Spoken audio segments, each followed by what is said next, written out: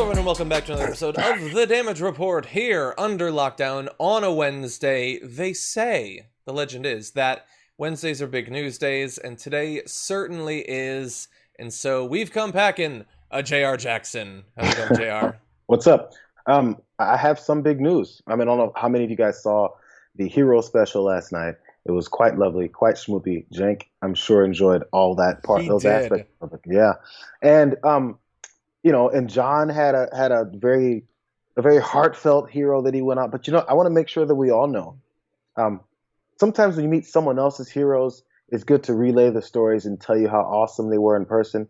But it's also a good idea to make sure that you don't ever meet your heroes, because you never know, they could be a pain in the butt in person, and you may not love them anymore, John. Yeah. So I think the route that you've gone with your hero is the best route.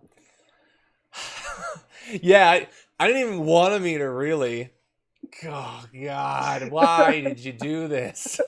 It's like the one week, the one Wednesday where before the show, JR isn't bragging about like getting into better shape while I'm falling apart physically. He's like, oh, by the way, you've never met your hero. Yeah, well, I've met other heroes of mine. I met Bernie Sanders and I shook his hand, and it was fairly clear in that moment that he didn't know who I was. So that was cool. Anyway, if you haven't already seen it, I'm not sure if it's available to everyone or just to members, but you should definitely take a look if you're looking for something just feel good. It is a feel good special, and we had a lot of fun with it. And thank you to everybody who's already here. Please hit the like button, share the stream if you haven't already. Many of you are not, because there's a couple thousand here and only 436 likes. Come on, people, you can do it. I believe in you. It's right in front of you, unless you're like on a TV or something. I don't know how that works, but please like if you can. I am going to be more controlled in this episode, I think, but we're going to start off with me being technically out of control, because in my, happiness of talking to JR before the show, I forgot to do one thing I'm supposed to do before the show starts. So I'm just going to give you a little preview of what's going on here, and I'm going to try to fix this real fast. This is, oh, no, that was not right. Okay. We're being very professional today on the show. Oh my God, I'm ruining everything. I'm falling apart. John, the people love you. You can actually do no wrong. There we go. Thanks. It's just little things like adjusting the graphics thing. Why do you have to do that? I don't know. It's stupid, but I have to do it and I forgot. So anyway, with that, feel free to send us tweets and comments and super chats, and we'll be responding to those. For those of you who were watching live yesterday's show, many of you sent super chats. And as I explained at the time, I could not read them just because it was too difficult, but I do appreciate all of them, and I did read all of them, if not out loud. And so thank you for that. I went back through after the show and read them all once I was, in control of myself and everything. And so I do appreciate that. And with that, why don't we launch into this thing, JR? Do it. Donald Trump is pro-mask all of a sudden, and he wants you to know it loud and proud. He loves the mask. Well, I do actually do it when I need. I mean, I carry the mask when I have to go. I went into Walter Reed Hospital the other day. I have the mask right here, and I carry it, and I will use it gladly. No problem with it. And I've said that, and I say, if you can, use the mask. When you can, use the mask. If you're close to each other, if you're in a group, I would put it on when I'm in a group. I have no problem with the masks. I view it this way. Anything that potentially can help, and that certainly can potentially help, is a good thing. I have no problem. I carry it. I wear it. You saw me wearing it a number of times, and I'll continue, please. So, if you can... okay, so, look, a lot to take issue with. The overall thing is he's saying he wears a mask, you should wear a mask. We'll delve into how accurate that is. But, JR, should we drop the balloons and fire the fireworks and... all of that? Should I start doing some sort of Fortnite dance? I mean, if that'll help stop the spread and limit the spread of COVID, yes, do all of it. This is an indication that someone got through to him to a point where he should at least act like he cares enough about mask wearing to say it to people. That's the stage we've gotten to. We've definitely not gotten to the stage where he believes it's helpful. We've definitely not gotten to the stage where he thinks that it's no longer a sign of weakness. He doesn't think that either. This is... Okay, you guys, I finally believe the poll numbers that I'm seeing, that everything is a disaster for me. So I need to start doing things that aren't the opposite of trying to help save people's lives. When people say something, I should actually listen. He started that part, but he definitely doesn't believe in it. I think we'll find that out as we go further. I think so. I mean, it was so begrudging. The like, I do, if I'm on an elevator, if you can, I guess, wear one. Maybe it'll help, maybe a little bit. I don't know. He's not actually sold on it. And that's not just like an observation to like, pick at what he said. It's also substantive. Like him going up there and now saying, if you can, you should, in these limited circumstances, is simply not as good of a message as saying to the 30% of the country that thinks masks are a plot of Beelzebub, who is the devil, who, by the way, all wear red hats, to say, you need to wear a mask, all of you. Put your mask on. If you're around anyone, put your mask on, do it, stick to it, and we can get through this, and you can get your liberties back, and we can have the economy back and all that. That would be a more effective message. Now, this is better than anything he's had so far, but I am also not going to, as much of the media has, and we're going to get to that in a few minutes, start lavishing praise on him, because I don't think it's justified, especially when he's not only undercutting his message in the way he delivers it, but also in his appearances. So immediately after that section, he's asked a question. Are you sending mixed messages, though? Yesterday, you tweeted out an image wearing a mask, and then last evening, we saw you not wearing a mask at your hotel. And he responded, well, I don't know. No, but I know. You're saying it, but you're not actually doing it. You wore the mask at Walter Reed, and then you put up a photo where you called it the China virus where you were wearing a mask. And that is good, because in the hellscape that is 2020, that's, I guess, the best we can hope for. But when you're seen constantly not wearing masks, when you have rallies where people are all not wearing masks and you're not telling them to, that's an issue. And one more question he got. A lot of Americans are maybe surprised at your change of tone, something we'll return to in just a few minutes, over all of this. Some more perhaps realistic tone. Some will look at it that way, the sudden embrace of masks, social distancing. And he says, no, I've always agreed with that. I mean, I've never fought either one, but certainly social distancing. That's common sense. 6 feet to me is common sense. I'd like to say maybe it a little bit further. Oh. No, and here's the thing. I'm not going to do the thing that I was inclined to do, which is to go back in all the ways that he was mocking people for wearing masks and attacking it and saying it's unnecessary and all of that. But you know that it's out there. If you're paying attention, if you're watching the show, you already know it. He is simply lying. It's a traditional childlike lie. Whenever or trying to come back from the previous lie, he goes, I'm totally for 6 feet, 6 feet 8. Let's make it 10 feet. Why not? Like, let me just push it further to make it. I want to make sure you guys really know I'm on board for 6 feet. In fact, let's go 10. That doesn't really mean that you're more down for the cause just because you decide to push the length further. That doesn't mean anything. Yeah. It's such an empty addition to the policy. Exactly.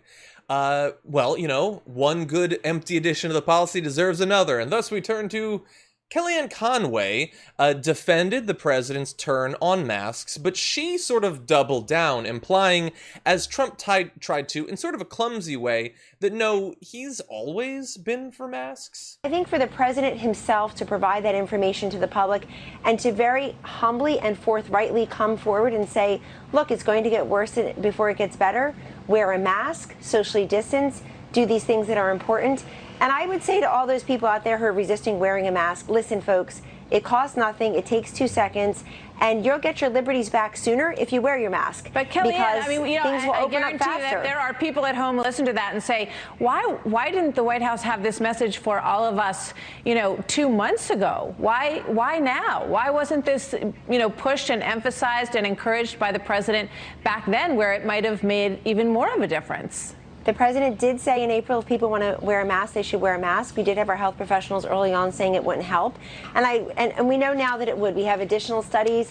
I was in the Oval Office yesterday when Dr. Birx was briefing the president. Yeah, we have additional studies. It took until mid-late July for us to get the additional studies to know that you should wear a mask to not spread germs. And they do the thing they always do, which is Trump said early on, if you want to, you can. Great, round of applause.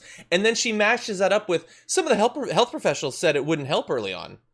those are equal things. Like on February 1st, 1917, it's like so far back now in the pandemic. There was like one quote where it was like, "Don't buy up all the masks. Health professionals need them," and they will always now hold that out to mean that all of medical science and doctors are only as accurate maybe as Trump, who said, "Hey, if you want to, you can." Which he's still saying now, got to be honest. Yeah. That's not that dissimilar. It works for you, then maybe you can. And also the whole time, I mean, he's had rallies. He's talked about how he wants people to pack next to each other. How stupid would it be if there was 6 feet between each of the people at my rallies? He said it. He said it consistently, how much he's against it. And if he have to say it in a sobering tone now, it doesn't mean anything differently. If you say once, maybe, possibly, and you want to, an outside chance, if you feel like it, maybe doing it, saying that once versus 200 other times saying it's ridiculous, you look weak, you're not a real American, how dare you, snowflake. If you say that many more times, it doesn't equal out. It just doesn't. And also, by the way, if Kellyanne said he's been consistently doing this the whole time, or he's always been on board, why did he, even in his admission now, say, I mean, I have no problem with masks. If anybody who's never going to have to say, I've had no problem with masks, John Iadarola, anyone else, like anyone who's on board, who's been on board with this from the beginning, is not going to get asked later. So how do you feel about masks now, John? Your answer would be, I mean, if you check out everything I've said, I've always said that we should wear masks, we should social distance, we should stay quarantined, stay home, keep things closed until things happen because the science says so. If you ever respond to that question by saying, I mean, I have no problem with masks, that means that at some point you did. Mm-hmm. Why would you bring up a problem with masks? Who had a problem with masks? You did. And why would you have a problem with masks? Like, if your house is on fire and the firemen are standing on the street looking at your house, and you go up and you're like, "Hey, why aren't you spraying it?" And they're like, "Well, I got no problem with water, but no, then show me by spraying it." And also, it's so specifically untrue. I got no problem with masks. You remember the Chris Wallace interview from way back, like 2 days ago, where he was like, "Masks cause problems too." Sounded like you had a problem with masks. Lo, these 48 hours ago. Look, I hope that they've all actually changed over. I feel like we shouldn't rewrite history. We have to make clear what they did and didn't do. But I hope for everyone's sake that they have switched. I have a family member still in the hospital in Florida thanks to coronavirus. We're now hearing the possibility that another family member got sick because someone at their workplace that was working very close by refused to wear masks. We need the message to be uniform, even if it's delivered in a dishonest and bumbling and moronic and anti-scientific way like it is right now. And let's keep it real. I'm sorry, my last thought on this. So if they think this is now the switch that's going to get them into the re-election mode, because they've realized how badly he's doing.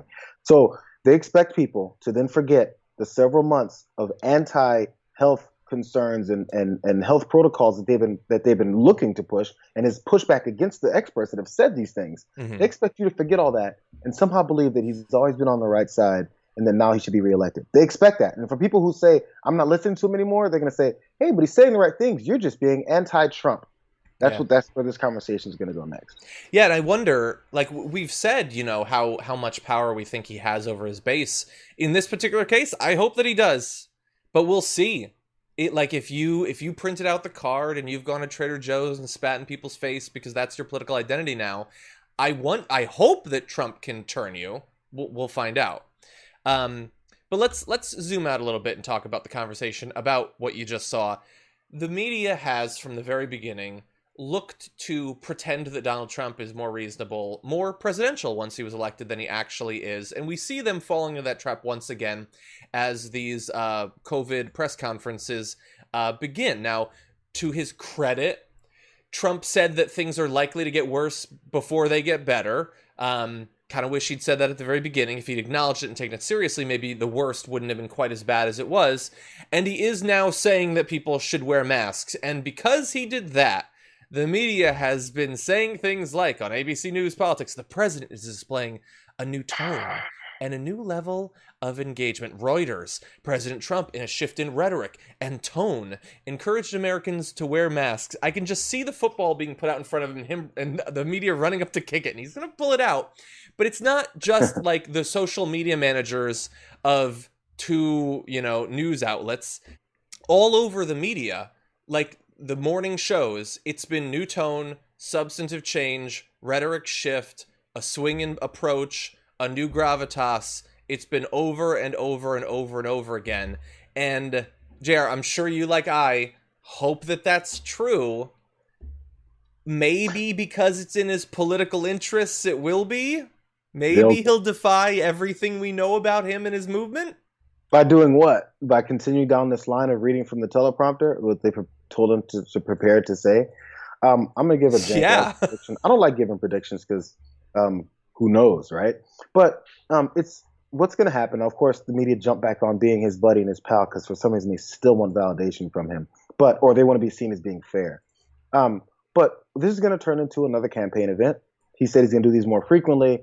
Look, I got more of these planned. We're going to be talking about things like the economy. So if you're going to come back and start talking about things like the economy, you're going to start talking about how you are going to try and pose this election again, because his only campaign message was the economy is so awesome. The campaign is so awesome. Yeah. It's great. I've created an economy when this country was a third world country until I showed up. He's pushing that rhetoric. So he's not able to have his campaign events. And we saw what he did with the other press conference when he turned into a campaign event bashing on Biden. Yeah. This is going to be a continuing campaign event where he's going to try and pose himself as this person who's done these things and this someone else hasn't done these things or can't do these things. This is going to turn into the same thing he's always done, back to him.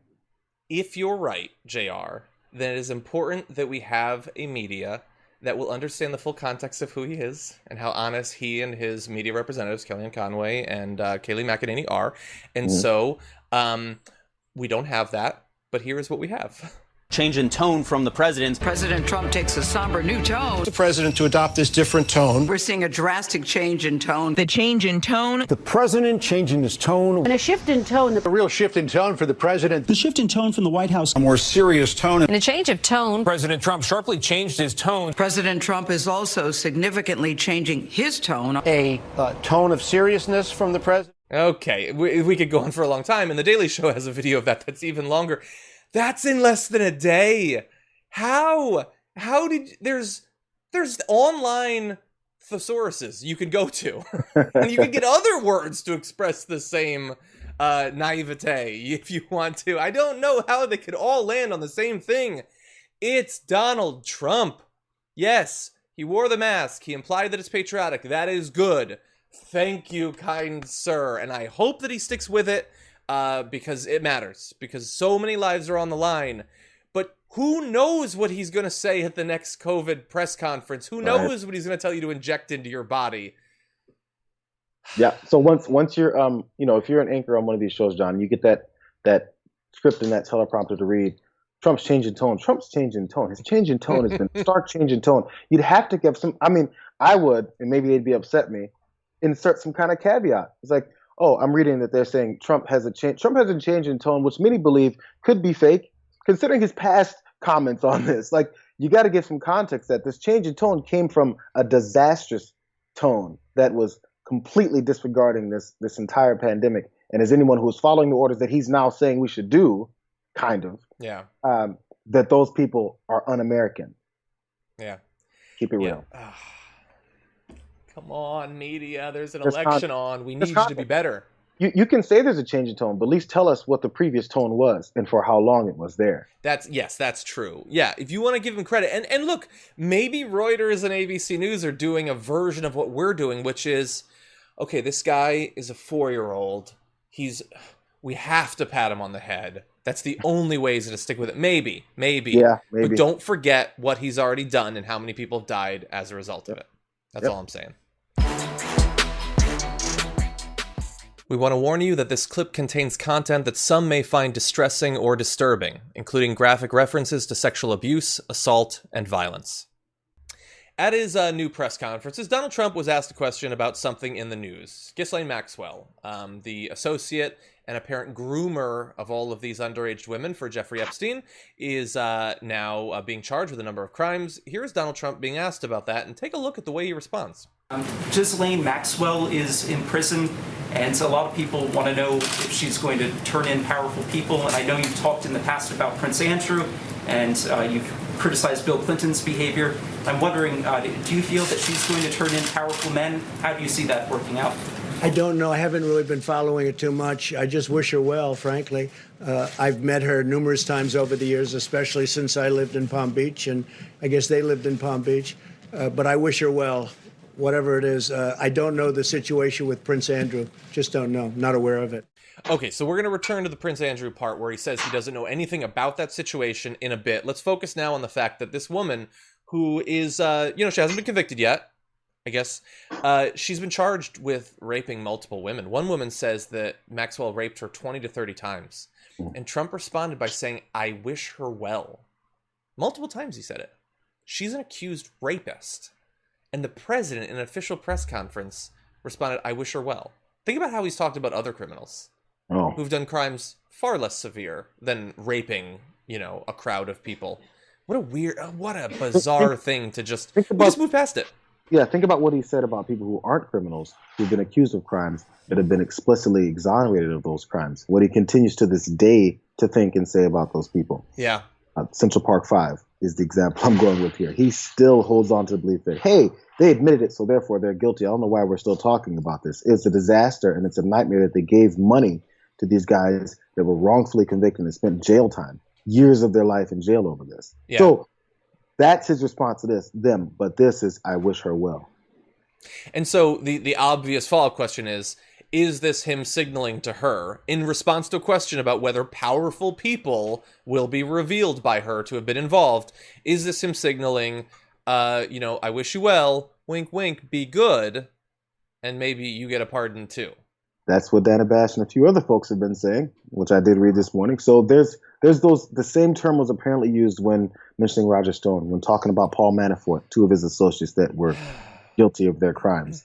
And he looked to assist in helping them get beyond, because there's connections to their crimes that connect to him. And I saw the, not even sneaky, but because it's obvious, but the way that reporter asked the question and brought up Bill Clinton and brought up Prince Andrew, right? He's not going to bring up Donald Trump because Donald Trump will get super defensive and then say, get out of here, I can't believe fake news. Mm-hmm. So he set him up with maybe an enemy of his, Bill Clinton, who was his friend, by the way, who set him up with this so he could at least answer in a way that would have more of a non-aggressive tone to it, as we're talking about tone today. That was clever, yeah. And so he, maybe signal he's pardoning her, but even if that's not what he's doing, where's QAnon on all this?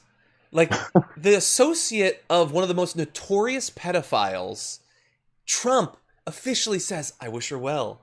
This whole movement, crazy people around the world who find pedophiles under every rock and believe that there's a multi-decade long political organization working behind the scenes to weed out all these pedophiles.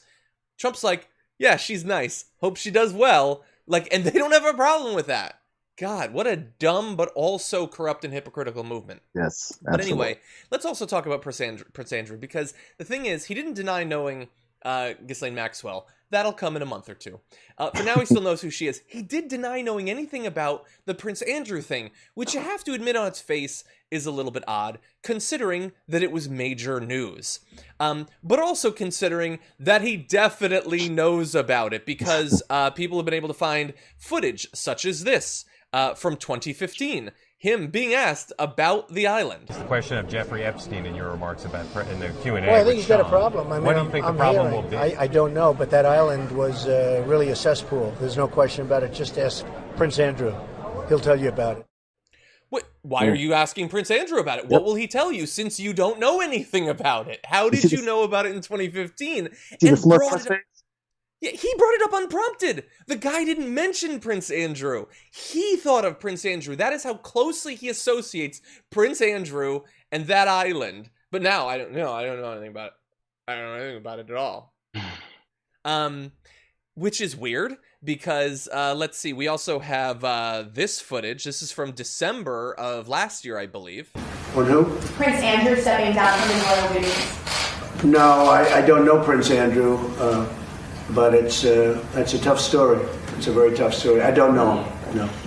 Okay, so the reason I bring that up is he acknowledges he knows the story back in December of last year, but in doing so said, I don't know Prince Andrew. That's when you know someone's in trouble, when Trump doesn't remember them anymore. Oh, yeah. It's not just a sign of his brain being Swiss cheese, it's a sign of him trying to distance himself from it, which is going to be hard to do when you have a documented history of being involved with this person going back to, for instance, the year 2000, when he said of Prince Andrew, he's not pretentious, he's a lot of fun to be with. To do what? To be with? Or is it a lot of fun to watch from afar and hear about him in news stories? Or is exactly. No, to be with him at a party, because that was from People in 2000, and they were profiling a party that Trump and Melania were at, and they were partying with Prince Andrew and one other person. I forget who it was. It was Ghislaine Maxwell, actually, that they were all partying with in 2000. He's saying he's a lot of fun to be with at that party that he was at, with the woman who he's now being asked about. Now, bear in mind, Trump has a long history of claiming that he doesn't know somebody when they become politically dangerous. You might recall Gordon Sondland, his ambassador to the EU. After he gave unfavorable testimony, Trump just couldn't remember who he was anymore. And that's not the only one. You might also remember that he didn't know Giuliani's Ukrainian associates, despite having multiple dinners with them and having more pictures with them than I literally have with my own dog. He said at the time, I don't know them. I don't know about them. I don't know what they do. I don't know. Maybe you'd have to ask Rudy. This is people who gave tons of money to his inauguration. And he was with so many times and he doesn't know them. Which really, JR, brings this all back to the beginning, because you might recall that he also didn't know Jeffrey Epstein, despite back in 2002 saying, I've known Jeff for 15 years. Terrific guy. He's a lot of fun to be with. Who else has he said that about? It is even said that he likes beautiful women as much as I do, and many of them are on the younger side. No doubt about it, Jeffrey enjoys his social life. But that was in 2002, after all the stuff comes out. He says he had no relationship with Epstein. Yeah, the relationship evaporated. So has anyone, maybe I missed it, has a reporter asked him about that quote? I don't know. Have they said, hey, what does that mean? What does that mean? Because again, you talking about how he doesn't know people. Even in this answer, this answer to the question that he probably shouldn't have answered about Ghislaine. So he said, "Hey, I guess they lived in West Palm Beach, or what? Not West, but lived in Palm Beach like I did. So I guess you guess they live in Palm Beach. You guess they were nearby. You guess you've run across them a couple times, bro. You've had quotes about how you've partied with them and the kind of girls." Young girls, they like to have around them. You've said it. So now you guess you've heard of them because they live in Palm Beach when you lived in Palm Beach? Just a random coincidence. Yeah, I stepped outside one time to get the mail and I saw Jeffrey and Ghislaine out there and I was like, oh, how you guys doing? You new to the neighborhood? No, that's not how it went down. No. I'd like to borrow some sugar next week, neighbor? Exactly. And look, I don't know. He obviously partied with them. And he knew about Jeffrey Epstein. He admitted it in that quote. And he's saying the same things about Prince Andrew. And Prince Andrew also was using those connections to sexually assault underage women. That does not mean necessarily that Trump was involved in this. We don't know. We have no idea. But knowing who Trump is and things he said about women, it isn't a massive leap Trump's to be able to imagine that he could be concerned. His pattern for lying it tracks right here. All I'm gonna say. Exactly. And we don't know. We honestly don't know. We'll see what happens. But the idea that this guy is potentially dangling a pardon over her head to keep her silent when he has already shown that he is willing to pardon people who lie and obstruct justice to conceal his crimes, that's concerning. We're concerned about that. Now, Trump is not the only one who had weird things to say about Ghislaine Maxwell yesterday. You also have Fox News' Geraldo Rivera tweeting, when asked, real Donald Trump said he wished Ghislaine Maxwell arrested well. With media mob eager to see her lynched, it was brave to weigh in. Fact, cases versus her are for crimes allegedly committed more than 25 years ago. She deserved bail and got solitary confinement. Woke politics. I don't know what the last part of that means, except that on the right wing, you just call everything you don't like woke politics. But why is Geraldo Rivera... This isn't the first time. We talked about it a couple weeks ago when she was first charged. He just keeps weighing in to say that people are being unfair to her. Why is that? Unsolicited. Like, no one asked him. No tagged Geraldo in any kind of post to ask him what his thoughts are on Maxwell and whether or not she should be out, or what Trump's answer was in wishing her well, which was brave. Okay, so it's brave to wish an accused and jailed child rapist and child sex trafficker well. That's brave. So maybe I should sift through Geraldo's tweets and see where he defended other child rapists that were in jail and child sex traffickers that were in jail. I'm looking for this track of this bravery in defending child rapists. Mm-hmm. Where's the brave part? Because people are going to call him out. That's brave. So when you defend a criminal, I'm going to go ahead and say it, but alleged criminal, when you defend them, that's brave? What's the brave part about that? I don't know. And you're totally right. It's not like everyone is desperate to know what he thinks about this. He just feels the need to weigh in. And it's not like Geraldo does give oddball takes from time to time. And I have no idea. Like the thing that everybody says, and we're seeing some of that in the comments right now, is that obviously he's on the list. I have no idea. But I will say that it is a bizarre take when you say the crimes were all 25 years ago. Like, she's accused of having raped kids. Mm-hmm. I don't care if it was 25 years ago. I don't care if it was 75 years ago. It's not just water under the bridge. It's rape. It's mass rape. And grooming women and psychologically torturing them and making them know that their lives will be destroyed if they don't let other men rape them. I don't care if it was 2.5 decades ago. That's not that long ago. I watch episodes of Seinfeld from that time. I think we can still consider those things crimes. And I said it last time. So what is it about 25 years that makes the trauma of being trafficked, raped, and passed around to disgusting old rapist men? So that means it goes away? Where's the scientific evidence, Geraldo, that 25 years eliminates a lifetime of trauma and many times detriment to your entire health and life? People kill themselves over this type of stuff. People never have healthy relationships over this. People can't move on through life without not getting by this trauma. Yeah. What is it about 25 years that means everything is better? Yeah. And I would say that if anyone gets to decide if it's better, it's not Geraldo. It's all of the people who were raped by these monsters. Yesterday, the acting Secretary of Homeland Security had a quote that a lot of people immediately thought brought to mind sci-fi movies like Minority Report. I want to show you this. Chad Wolf being asked about the fact that his mostly anonymous camoed soldiers that have been deployed to Portland and soon coming to other cities are just snatching people off the streets. Anytime that you attack a federal facility, such as a courthouse there in Portland, that is a federal crime. Attacking federal police officers, law enforcement officers, which they have done for 52 nights in a row, is a federal crime. And so the department, because we don't have that local support, that local law enforcement support, we are having to go out and proactively arrest individuals. And we need to do that because we need to hold them accountable. This idea that they can attack federal property and law enforcement officers and go to the other side of the street and say, you can't touch me, is ridiculous. So, yeah, a lot of people thought that having this person who has an incredible amount of apparently unchecked and uncheckable power to brutalize people around the country, saying that they're going to do proactive arrests, that is not how our system is supposed to work. Do you think that he just misspoke? No. There's like people at this level, and you just mentioned speaking off the cuff because we're doing this show, and you know the term you used, Warren, versus the actual reality of the situation. It comes in speaking. People at this level, when you're on TV and you have a policy and you're implementing this thing where you're carrying out in the cities, you don't misspeak on something like that. You're saying what your policy is.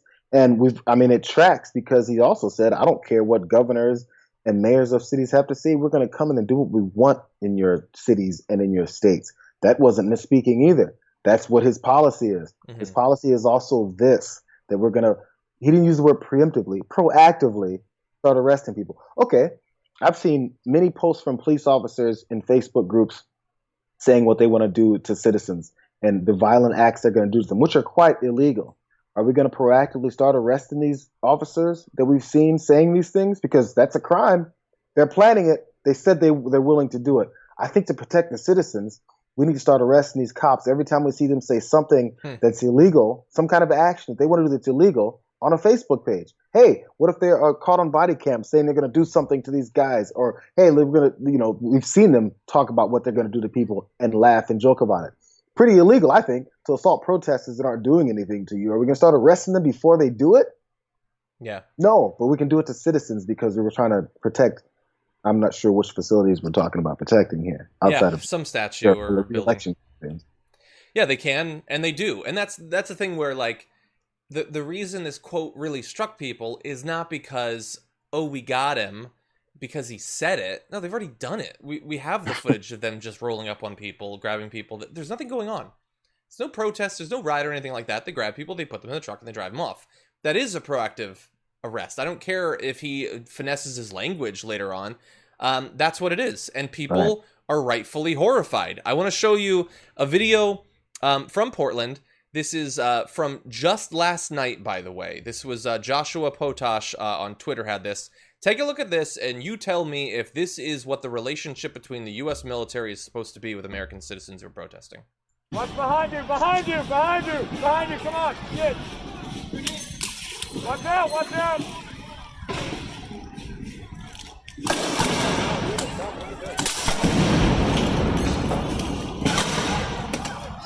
Right there, hey, that's the class. Move out of the way.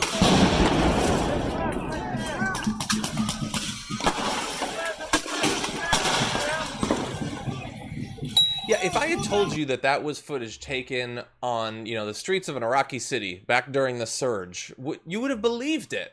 Mm-hmm. Totally needless. And when we have these concerns, when we express them, as we have been for some time, they respond by saying, like Chad Wolf saying, our federal agents will not retreat. What do you mean retreat? Retreat. This isn't the Battle of the Bulge. What are you talking about? We're saying stop kidnapping people, stop brutalizing people. You're not in a battle. I need him to confirm that he knows that this is not a battle that he's involved in. That they're supposed to be guarding statues.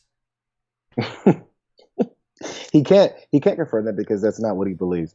He does believe it's a battle. They're amped about this battle. They put these guys in military fatigues. Think about it. They got them in camo.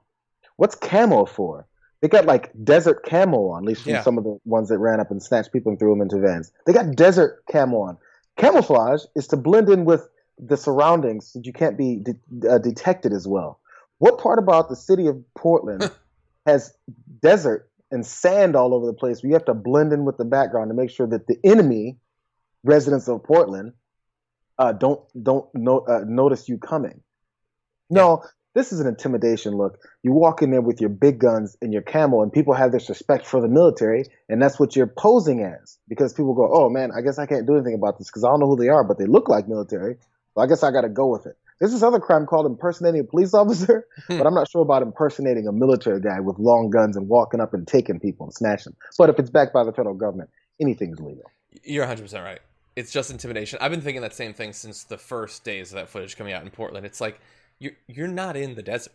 Like, I can see you. You're right there. In fact, I can see you easier because you're the only thing I see that's desert.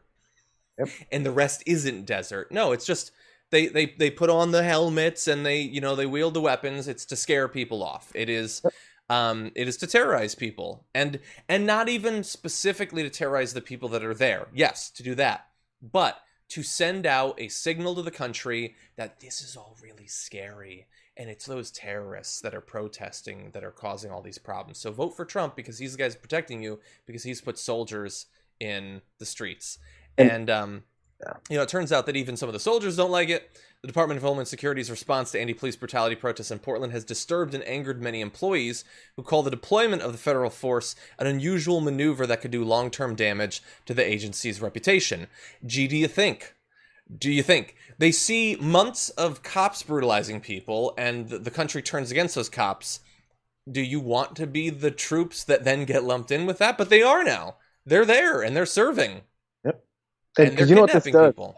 The way that Trump characterized this action in Portland when he was saying he's going to send it to other cities was, look what happened in Portland. We sent them in and they're handling that and it's beautiful. Nothing about this is beautiful. But if you want to excite the president, then some people who look like military and start attacking American citizens, he gets amped up on that. that satisfies him. We already know the approach for many people surrounding this president is to satisfy all of his ridiculous needs and fill his stomach with any kind of courage that he lacks. So he can bounce off this and say, that's my military going there and assaulting citizens. That makes me feel good. I'm a stronger person now. Yeah. And what I don't get about all the talk about not retreating and how they're going to send these troops to other places and like, it's just his violence, we just have to fight back against his violence, is there's no acknowledgement months into these protests now that maybe something, anything should change. The military situation will change. They'll change that. But nothing, there's no, like Chad Wolf will do 100 interviews and he'll never say, well, you know, I heard a couple of their points and I think there might actually be something to that. It is just a movement to be crushed, despite the fact that a new poll shows 94% of Americans back criminal justice reform. That's not enough. Months of protests and 94% of the American public is not enough to have our leaders acknowledge that maybe anything at all should change. Now, when you break it down, Black Americans are much more likely than whites to want major police reform, just under 90%. However, a slight majority of white Americans did agree major police reform was needed. So that's when you break it down to how big should the reform be. Even white Americans, a majority say, yes, major reform needs to be implemented. But the issue is that when you break it down another way, you see that only 14% of Republicans said major reform is needed, compared to nearly 90% of Democrats and 60% of independent voters. I mean, look, even most Republicans say that minor changes need to be made, but they certainly don't want massive change. And that appears to be enough for them to say, rather than giving an inch and actually hearing people out and providing some justice, we will crush people in the streets of an ever-increasing number of American cities week after week, month after month. And we don't care. We don't care what happens to them. Straight up. That's the way they want to see it. And this is a campaign issue. As we've seen, he's making it very partisan. He's talking about how he's going to these blue cities and these weak Democrat-controlled cities and states. If you've gone there immediately, he's pulling out every way he can and all these different policies, different approaches, from his singular now COVID response briefings to these things happen in Portland to then spreading it to other cities. This is all his plan for re-election because he thinks this is going to work. This is what's worked from before. Just a strong arm, a-hole leader who's going to run around and start taking people and throw them in the cars, but he thinks that's going to work. He wants to spread it. That's what he thinks his base wants. We're going to find out. Yesterday, the acting Secretary of Homeland Security had a quote that a lot of people immediately thought brought to mind sci-fi movies like Minority Report. I want to show you this. Chad Wolf being asked about the fact that his mostly anonymous camoed soldiers that have been deployed to Portland and soon coming to other cities are just snatching people off the streets. Anytime that you attack a federal facility, such as a courthouse there in Portland, that is a federal crime. Attacking federal police officers, law enforcement officers, which they have done for 52 nights in a row, is a federal crime. And so the department, because we don't have that local support, that local law enforcement support, we are having to go out and proactively arrest individuals. And we need to do that because we need to hold them accountable. This idea that they can attack federal property and law enforcement officers and go to the other side of the street and say, you can't touch me, is ridiculous. So, yeah, a lot of people thought that having this person who has an incredible amount of apparently unchecked and uncheckable power to brutalize people around the country, saying that they're going to do proactive arrests, that is not how our system is supposed to work. Do you think that he just misspoke? No. There's like people at this level, and you just mentioned speaking off the cuff because we're doing this show, and you know the term you used, Warren, versus the actual reality of the situation. It comes in speaking. People at this level, when you're on TV and you have a policy and you're implementing this thing where you're carrying out in the cities, you don't misspeak on something like that. You're saying what your policy is. And it tracks because he also said, I don't care what governors and mayors of cities have to say. We're going to come in and do what we want in your cities and in your states. That wasn't misspeaking either. That's what his policy is. Mm-hmm. His policy is also this, that he didn't use the word preemptively, proactively start arresting people. Okay. I've seen many posts from police officers in Facebook groups saying what they want to do to citizens and the violent acts they're going to do to them, which are quite illegal. Are we going to proactively start arresting these officers that we've seen saying these things? Because that's a crime. They're planning it. They said they're willing to do it. I think to protect the citizens, we need to start arresting these cops every time we see them say something that's illegal, some kind of action that they want to do that's illegal on a Facebook page. Hey, what if they're caught on body cam saying they're going to do something to these guys? Or, hey, we're going to, we've seen them talk about what they're going to do to people and laugh and joke about it. Pretty illegal, I think, to assault protesters that aren't doing anything to you. Are we going to start arresting them before they do it? Yeah. No, but we can do it to citizens because we were trying to protect.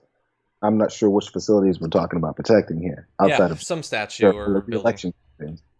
Yeah, they can, and they do. And that's the thing where, like, the reason this quote really struck people is not because, oh, we got him because he said it. No, they've already done it. We have the footage of them just rolling up on people, grabbing people. There's nothing going on. There's no protest. There's no riot or anything like that. They grab people, they put them in the truck, and they drive them off. That is a proactive arrest. I don't care if he finesses his language later on. That's what it is. And people are rightfully horrified. I want to show you a video from Portland. This is from just last night, by the way. This was Joshua Potash on Twitter had this. Take a look at this, and you tell me if this is what the relationship between the U.S. military is supposed to be with American citizens who are protesting. What's behind you? Behind you! Behind you! Behind you! Come on! Get! Watch out! Watch out!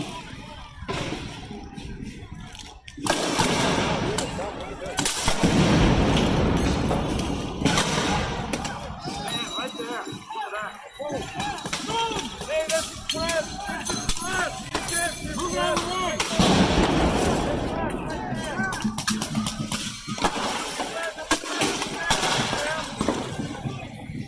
Yeah, if I had told you that that was footage taken on, the streets of an Iraqi city back during the surge, you would have believed it.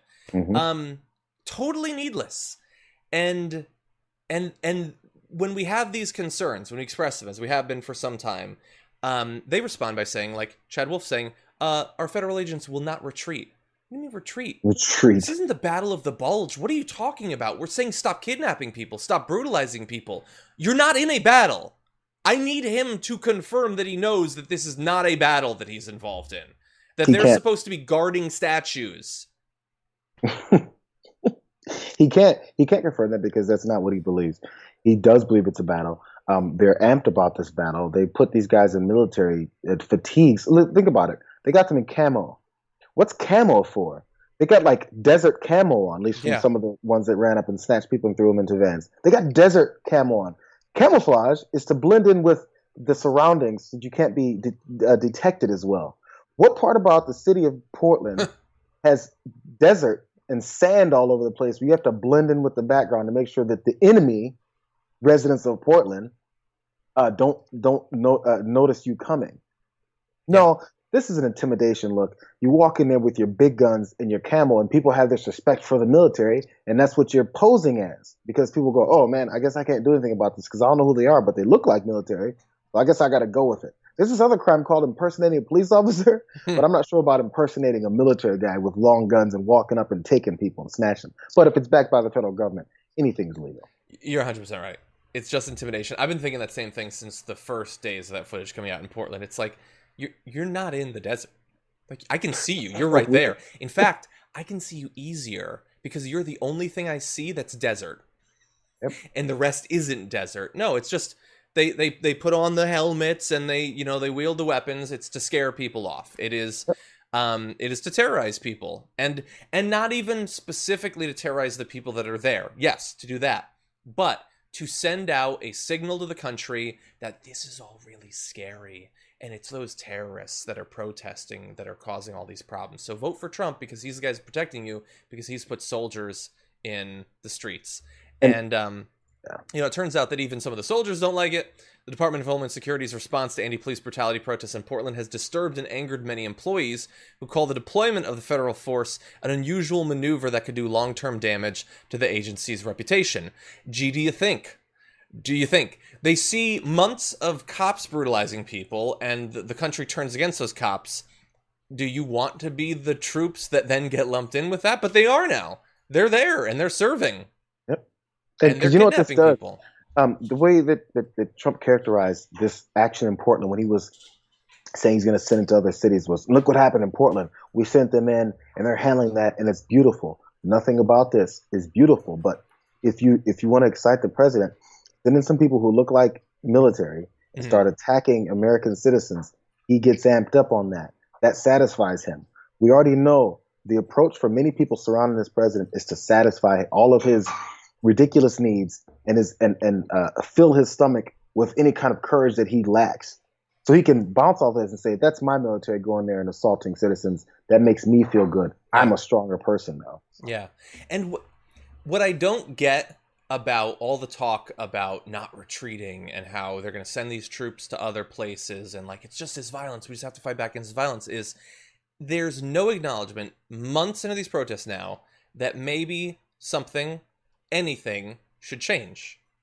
The military situation will change. They'll change that. But nothing, there's no, like Chad Wolf will do 100 interviews and he'll never say, well, you know, I heard a couple of their points and I think there might actually be something to that. It is just a movement to be crushed, despite the fact that a new poll shows 94% of Americans back criminal justice reform. That's not enough. Months of protests and 94% of the American public is not enough to have our leaders acknowledge that maybe anything at all should change.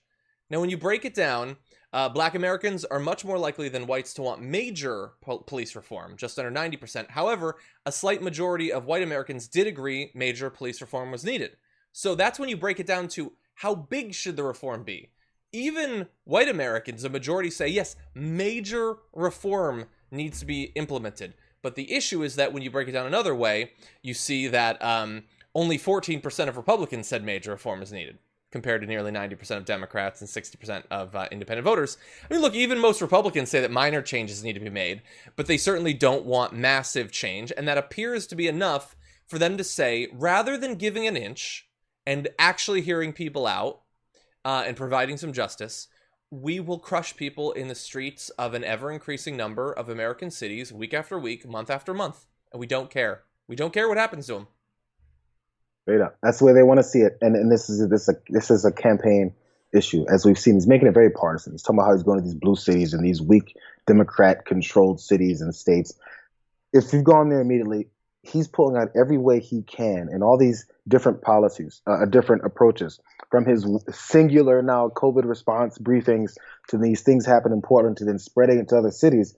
This is all his plan for re-election because he thinks this is going to work. This is what's worked from before. Just a strong arm, a-hole leader who's going to run around and start taking people and throw them in the cars, but he thinks that's going to work.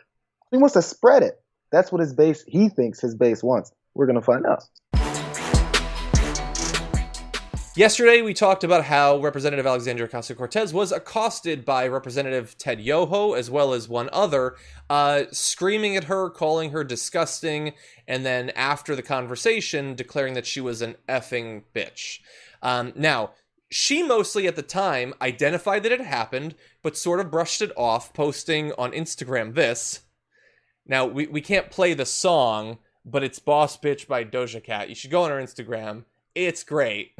It got me fired up today. There's a hero right there, John. There's a hero. That is a hero. That after that, she's just playing music. And she's, by the way, wearing the mask. Good to see. That's leadership. Now, following all of that, Ted Yoho went to the House floor to apologize. And I want to play you a portion of what he said. And we're going to evaluate whether he actually did or not. I rise to apologize for the abrupt manner of the conversation I had with my colleague from New York. It is true that we disagree on policies and visions for America, but that does not mean we should be disrespectful. Having been married for 45 years with 2 daughters, I'm very cognizant of my language. The offensive name-calling words attributed to me by the press were never spoken to my colleagues, and if they were construed that way, I apologize for their misunderstanding. As my colleagues know, I'm passionate about those affected by poverty. I cannot apologize for my passion or for loving my God, my family, and my country. I yield back. That's terrible in a lot of ways. So, JR, I want to go to you first because you were the person who asked him to apologize for his passion and for his God and his love of his country. That was a thing that was asked of him. So it makes sense that he would respond that he can't. JR. I'm glad he bravely stepped up to the table and apologized for people misinterpreting what he said to AOC. I apologize for you guys not hearing it right after someone heard it right and I denied it. That's the apology. Oh, and I apologize for the abrupt conversation, not the aggressive, cuss-filled conversation I had with a colleague of mine on the Capitol steps and yelling and wagging my finger in her face. None of that. No, none of that happened. Actually, who is this random person? What are you apologizing for? Did you name someone? Mm-hmm. I didn't hear any names there. It could have been anybody, right? Maybe it could have been a Republican who just, he had a disagreement about lunch. He wanted sushi. The other one wanted burgers. So they got mad at each other and yelled a little bit. Who knows? We never know. We didn't get the full story. But he wants to apologize for you guys misinterpreting that entire passionate reaction. By the way, a part of this that we cut out from that was he knows about poverty. He and his wife got together at 19 and they were on food stamps. And he decided to try and pull up a few tears, which he couldn't get out because he's a horrible actor. All that was tried. It's best to just stay quiet. Just stay quiet because we already know. All you told us is that I really don't care about this. And anyone who's really listening to me knows that I don't care about this. And I meant every word of it. Exactly. Yeah, he said the word apologize, but he did every weaselly little wormy thing he can do to not do it. And especially, I think you do have to say the person's name. I think that's kind of an important part. Weird to not do that. Now, AOC evaluated his apology, and here's what she had to say. Does not apologize or name any action he did. Doesn't accept responsibility. Lies. It wasn't a conversation. It was a verbal assault. Distracts by making it about poverty, ironically, since that's what he was assaulting her about. Says everyone else is wrong, and the incident never happened. This is not an apology. And she actually asked Politico to take down a tweet implying that he had apologized. She said she was going to train her nieces, I think, to know that this is not an apology, and says he didn't even say my name. Yeah. And by the way, look at the Weasley thing he said. The words that are attributed to me were not said to my colleague. I get what you're doing there, because we know that you guys turned and walked away, and then you were overheard saying it, you little weasel. We know that you didn't say it directly to her. You said it about her in range of a reporter.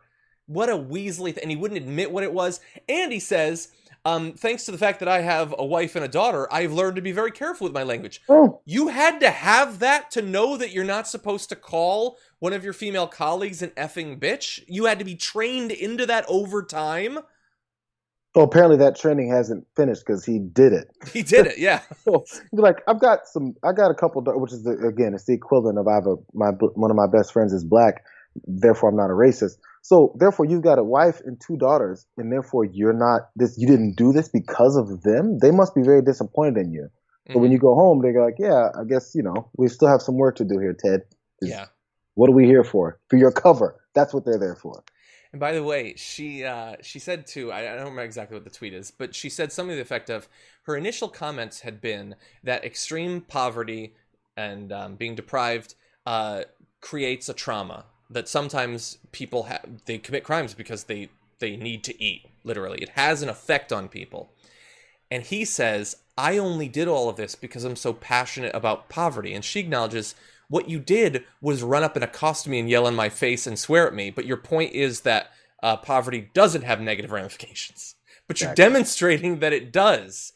And nowhere does he admit there that he's going to try to learn or try to evolve in any way. He just pretends, I'm too passionate and I won't apologize for my passion.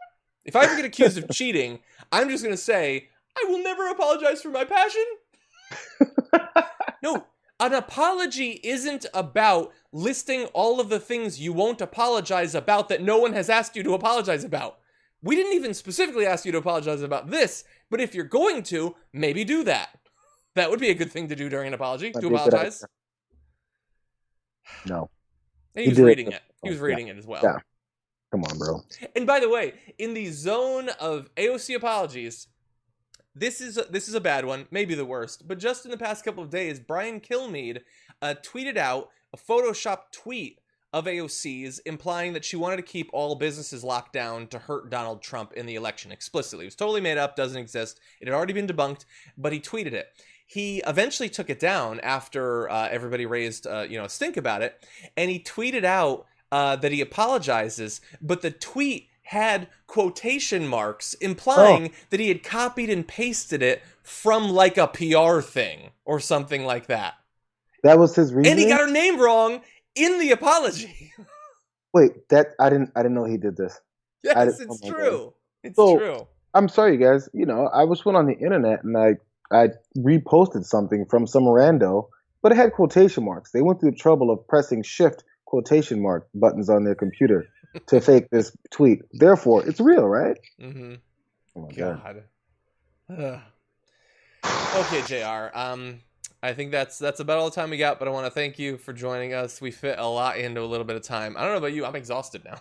I totally, absolutely. I know we've been living in an upside down world, but somehow, like, I'm finally falling from the floor to the ceiling and hitting my head. Well, after you rebound off the ceiling, you're going to land in what looks like a very comfortable chair. So we're glad for that. I'm going to hold on. Very excited to welcome to the show for the first time congressional candidate running in Massachusetts 4th District, Ihssane Leckey. Welcome to the Damage Report. Hey, thank you so much for having me.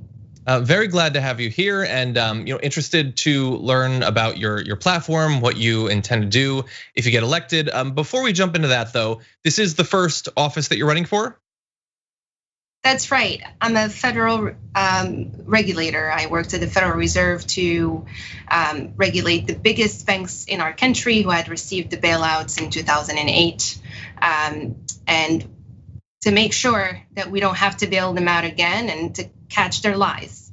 Exactly. And we have some of those concerns based on some of the bailouts that have been part of the pandemic response funding. But I wanted to find out more about your decision to run. You're running for the congressional seat that's being vacated for Kennedy, who is running his primary challenge on the Senate level. So when was that decision made, and what was your thought process when you were deciding to make the launch from being on sort of the bureaucratic side to running for office? Well, as you know, we live through multiple crises right now. The COVID pandemic that took the lives of over 130,000 people. We have a government that called it a hoax before it started to do anything to help us out. And we have millions of people who have lost their jobs and lost their health insurance and can't put food on the table. All this in the midst of the environmental emergency that's putting the Arctic on fire and the Amazon on fire. But we also understand that these issues existed before COVID, and that when we see now, for example, the effects on communities of color being disproportionately losing loved ones, that those are the results of hundreds of years of systemic racism in our country that hasn't been addressed. Same with healthcare, same with environmental justice, and so on. So my decision to challenge Congressman Joe Kennedy came from multiple frustrations about the direction that our country was taking and the complacency that I was seeing in Congress, and especially as a Wall Street regulator, that I saw Democrats voting to deregulate, to give more power to Wall Street in a time where we shouldn't have. And there's of course the personal lived experiences aspect, being a woman of color, being a Muslim woman, being an immigrant, being someone who has lived in poverty in the richest country in the world. I was driven to do everything that I can to dismantle oppressive systems that stand between us and the America we dream of. And you've talked about your time as a regular. It is an interesting time that we live in, where I think just in the past week I saw news that Kennedy was going to be involved in a hearing with pharma companies. I believe it was pharma, that he had personally invested a significant quantity of money in, and still held those investments while the hearing was going on. And we're just a couple of months out from multiple representatives and senators dumping stock or buying up new stocks as they were being briefed about the pandemic, but hiding information. I'm curious, your history, being a regulator, how would that affect the way you would address some of these and other issues were you to hold the office? Well, the first thing I would start with is closing the revolving door. When I was a regulator at the Fed, I saw how my colleagues chose to get out of the Fed, especially during regulation, walk across the street to the banks like State Street, Morgan Stanley, and Goldman Sachs, and triple their salaries. And that created a very, very difficult way for us to regulate, because all of a sudden these banks know what we're doing at the Fed. They know our models. They know what we're trying to, what methods we're using to try to find their lies. And we had to recreate the wheel over and over.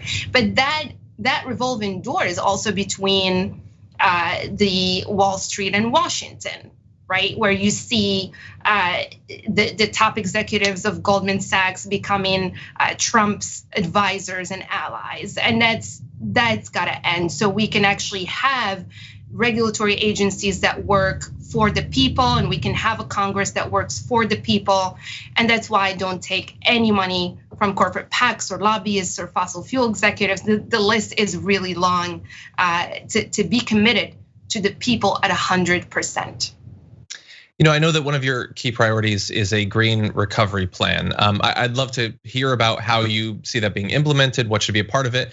But I'm also curious if you think perhaps there's any way that some of the continuing conversations about how we should respond to the pandemic, should some of the sorts of philosophical underpinnings of a recovery plan like yours be a part of the conversation right now? I absolutely. I think that the Green Economic Recovery Plan addresses some of the deep issues that we have. It builds on the Green New Deal, and it addresses the issues of the communities on the front lines that have been denied economic opportunity for generations, and how we're going to create those opportunities for them at this time as we safely go back into reopening the economy. But before we go into the recovery, we have to immediately address relief. And relief hasn't been addressed the right way in this country. We need to urgently give $2,000 a month for the period of the pandemic and beyond to every individual in our country. This will help people put food on the table. This will help people continue to have some level of dignity in their lives. We have to usher in Medicare for all. Immediately, we have to make sure that people have health care. How are we going to treat a pandemic when people cannot call a doctor when they're sick? And so the urgency of relief, it shouldn't only be looked at as an economic urgency. It's a humanitarian urgency. These are the lives of our people, and we have to make sure that everybody is living a life with dignity in the richest country in the world. And looking forward in terms of addressing climate change and all of that, let's say that hypothetically November comes, you're elected. Let's say that Trump is thrown out and Biden is put in. Biden has his new climate plan, which is more in line with what some progressive activists are pushing for, but he has a history of saying that he doesn't support banning fracking or those sorts of things. How do you see your role with Biden in office in terms of moving him to where he needs to be on this particular issue? Well, I mean, that's the beauty of electing bold progressives across the country, is that we unapologetically stand up for justice and for the people. I'm someone who grew up in Morocco, and in the summertime, we lost water. And when the water came back, it tasted like bleach. And in my district, I met with single mothers who are spending over $65 a month to buy clean water for their children, because both our infrastructure is crumbling and the fossil fuel companies have power over polluting the water we drink. And so that's gonna end. I believe that that Biden will have a listening ear that will tend to justice and will tend to what the people need, and we're gonna need to push him on that. That's what democracy is about. Yeah. Well, we're not to Biden yet. We still got Trump, and in one of your campaign ads, you refer to yourself as his greatest nightmare. Oh, why is that? Look, I was that girl that you walk by the sandwich shop and you see her, making sandwiches, mopping the floor, and you're like, yeah, she's there. You don't know what's going on in her life. You don't know if she's been sexually harassed or suffered wage theft. You don't know any of that. You see her, she's there. That same girl fought the biggest banks on Wall Street. And that same girl is willing and going to fight the biggest oppressive systems that have stopped us from having the American dream that I came here for. That American dream means that everyone in this country has their basic necessities to live. That's shelter, healthcare, an education, and a dignified job with dignified pay, clean air and clean water. I don't think we're asking for something that is unachievable. After all, this is America. This is the richest country in the world, most powerful country in the world. And anyone who will come in the way of dismantling my American dream and the American dream of all the people in our country will have to face the consequences. Okay. And, if someone's watching this and they want to find out more about your background, your platform, where can they get that information? You can learn more at ihssane.org. It's ihssane.org. Please do join us. We ask that you help us make calls, send out texts, and bring more relational organizing to this movement building campaign. We are a multi-generational, multi-racial movement who is going to spearhead the bold progressive movement in Massachusetts and across the country. Ihssane, thank you so much. Appreciate you joining us on the show today. Thank you.